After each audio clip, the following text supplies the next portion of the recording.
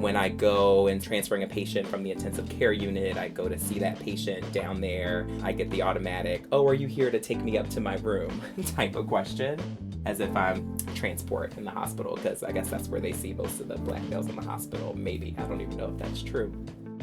Cleveland is a predominantly African-American city, but most of the faculty members in the Department of OBGYN are white or not African-American. And one of my attendings on the maternal and fetal medicine rotation commented about a patient in a way that I thought was very racially charged. Nationwide, the population of African Americans in the general U.S. population is about 13%, and it's much higher in many other cities where a lot of the medical schools and teaching hospitals are located. The population ranges from 30% to upwards of like 60-70% in a place like Baltimore, so it really varies a lot, but it's much higher than the general population. In contrast, the population of physicians who are African American is about 4%. So the number is a pretty significant disparity compared to the general population, but it's accentuated when you think about what it's like in many of the teaching hospitals where young doctors are trained. So that's sort of where we are now. Hello and welcome back to the House Podcast, the New England Journal's podcast for and about physicians in training. I'm Dan Weisberg, an internal medicine resident at the Brigham and Women's Hospital. And I'm Ramya Ramaswamy, an editorial fellow at the New England Journal of Medicine. And we're back after a hiatus to talk about being an African-American trainee in medicine. The first voice that you just heard was Dr. Daryl Powell. And Daryl was part of the inspiration for this podcast on being a black resident. After we recorded it, Daryl tragically passed away after a brief illness. I, along with his other friends and family, colleagues, and patients, are struggling to deal with such a profound and untimely loss. Daryl was uniquely warm, intelligent, and generous, and he continues to inspire those who knew him to carry on in his spirit.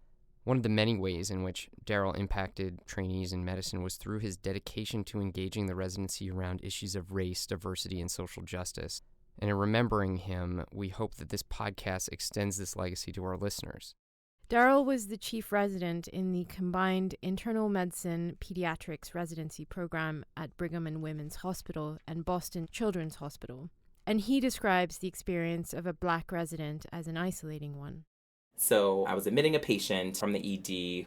An interesting patient, had this chest pain that was sort of unclear what was going on, and certainly had some risk factors for cardiac chest pain. So what I like to do is to go see the patients in the ED. That way I can see them and sort of get a jump start on the notes, because sometimes it can be a pretty busy night. So I went down to see him, and as I do, because of my previous experiences, to be honest, in the hospital, I always introduce myself as Dr. Powell, just so that I establish that's the relationship and that's who I am, and I'm going to be taking care of you for the night.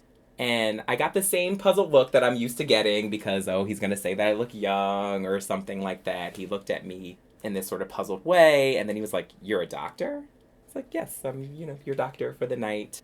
And then he just looks at me puzzled, and I'm expecting him to say, "Oh, you look young," but instead he says, "Oh, you look like a street thug."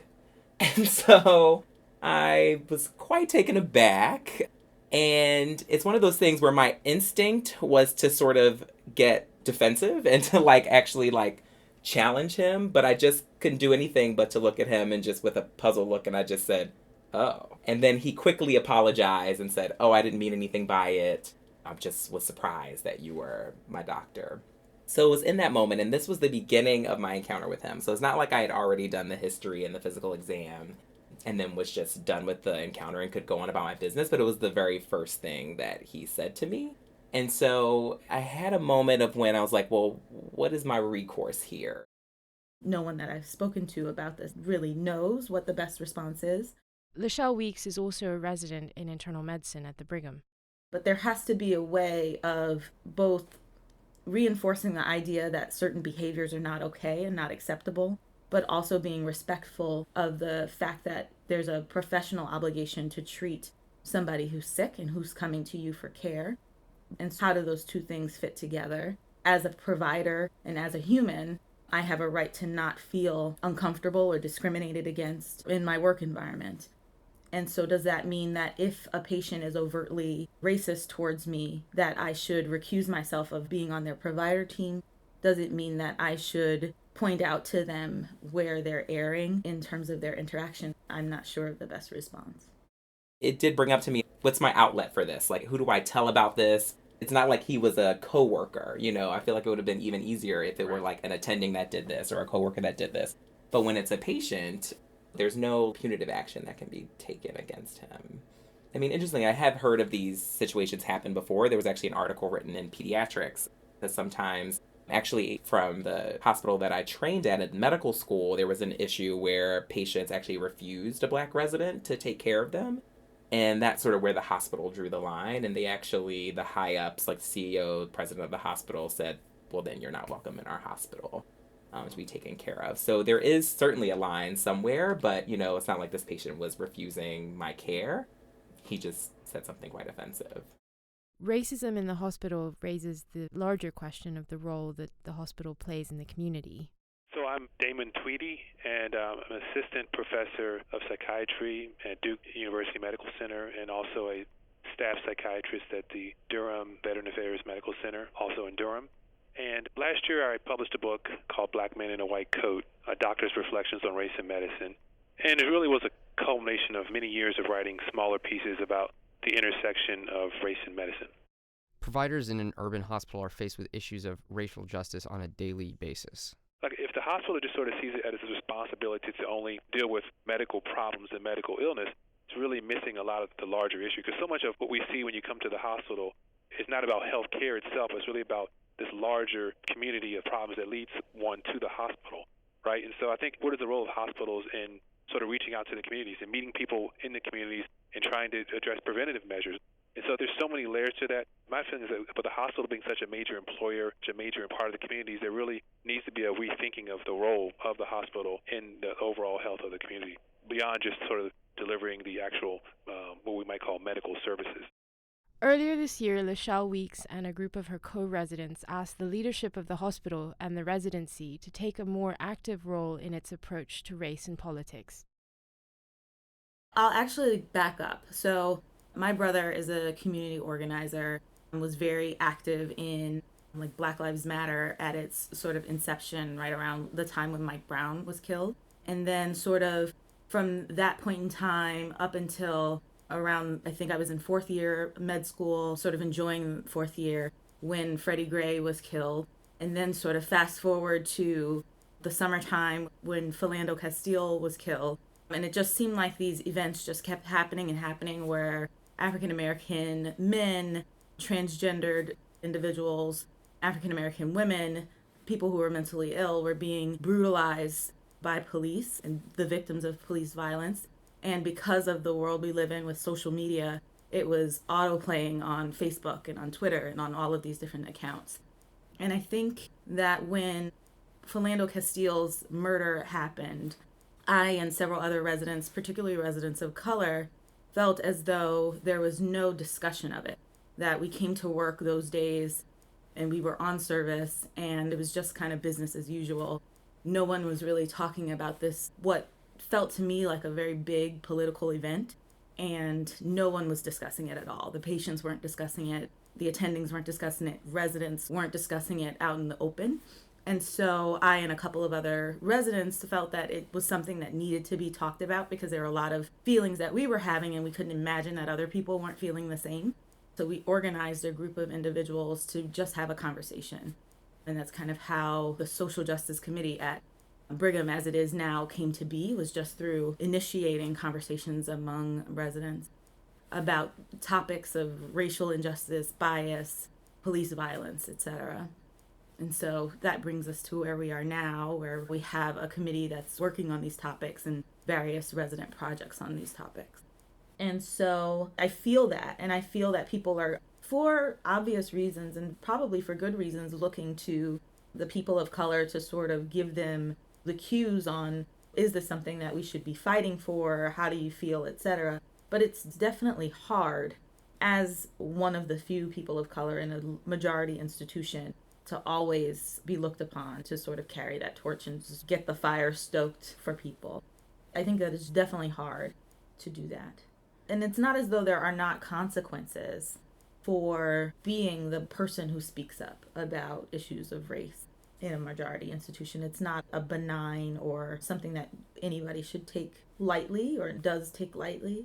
No one wants to be seen as the angry Black person who's always pulling the race card, which the reality of the situation is that if every time there is some sort of racial bias, or that's either explicit or implicit, if I call it out every single time and I'm the only one calling it out every single time, it becomes what is expected of me, and it becomes a part of my identity, not necessarily always in a positive way, and people don't necessarily always take that in positively.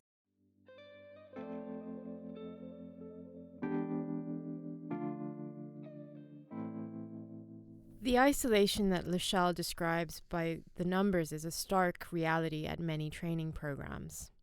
Damon Tweedy describes some of the demographics when it comes to trainees of color in our intro. It turns out that the demographics are most stark when it comes to African American men.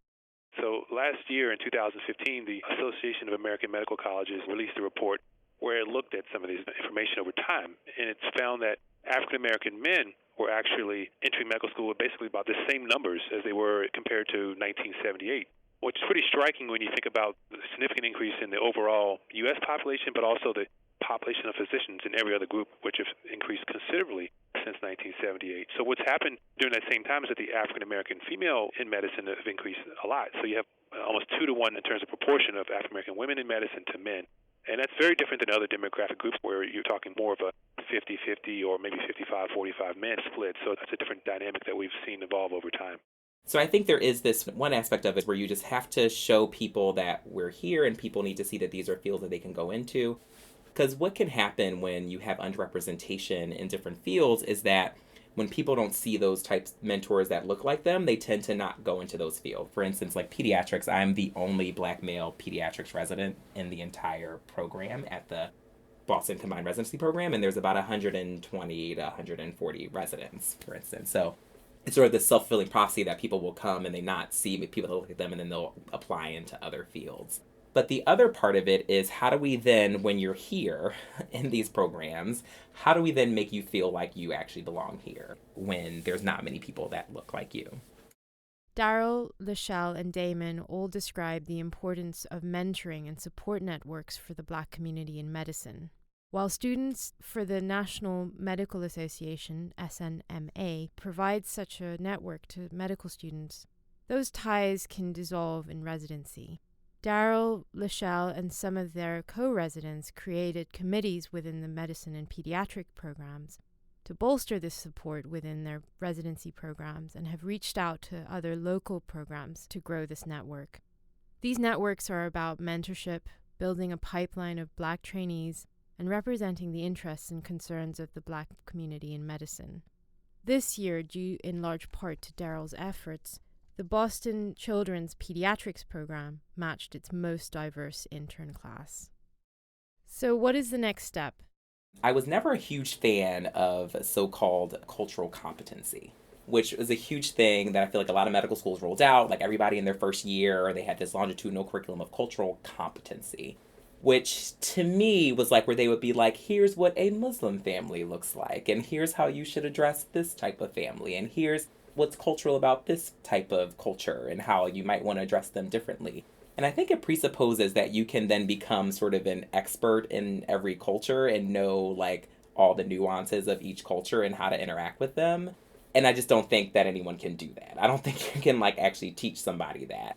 But I like the direction that things are going now, where there's more of this focus on implicit bias and cultural humility, where it's just realizing like, I don't know what your culture is, but I know that I should not just assume that my culture is superior to yours, or that even though I may be of the dominant culture, and we all have those aspects of being male in medicine as being of the dominant culture, and sort of understanding that's not the default and shouldn't be the default, and like always challenge that. So I think things like thinking about implicit bias, thinking about cultural humility, and there's actually data that shows that patients get different care based on their race, even though the standard of care is one thing. And even though the stories that were presented to them were exactly the same and the only difference is their race. So I think the more that we can talk about implicit bias and cultural humility, the more we can be a better system for our patients, but also for the residents as well and for the trainees. Because I think a lot of times you can feel like you can't totally be yourself when you're in the minority group in a residency program, and that's something that I always try and challenge and try and still be as much myself as I can while being professional and not sort of losing that identity and just sort of becoming part of a dominant cultural identity. Daryl describes one way in particular that he found his voice. So it's funny, when people used to ask me, so why sickle cell? I used to have to sort of dance around the issue and say like, well, you know, I like hematology and like I'm interested in like people who don't care.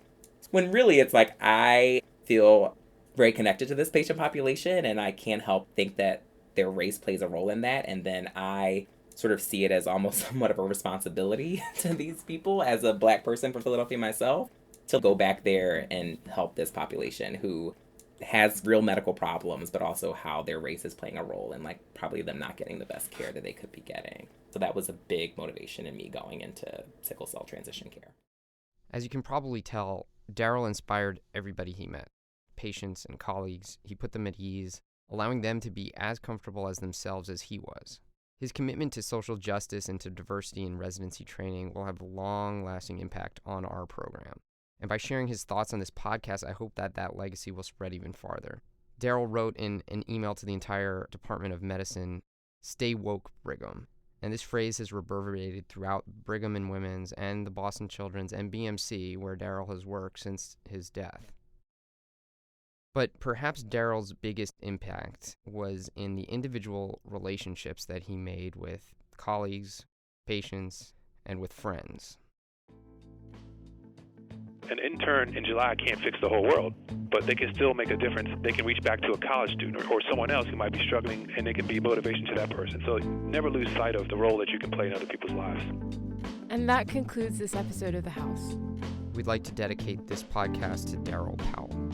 Special thanks to Lachelle Weeks and Damon Tweedy. If any of you listeners are interested in creating these types of programs, diversity and inclusion committees, social justice committees, we're going to put some information up on our website, and I encourage you guys to log on and check it out.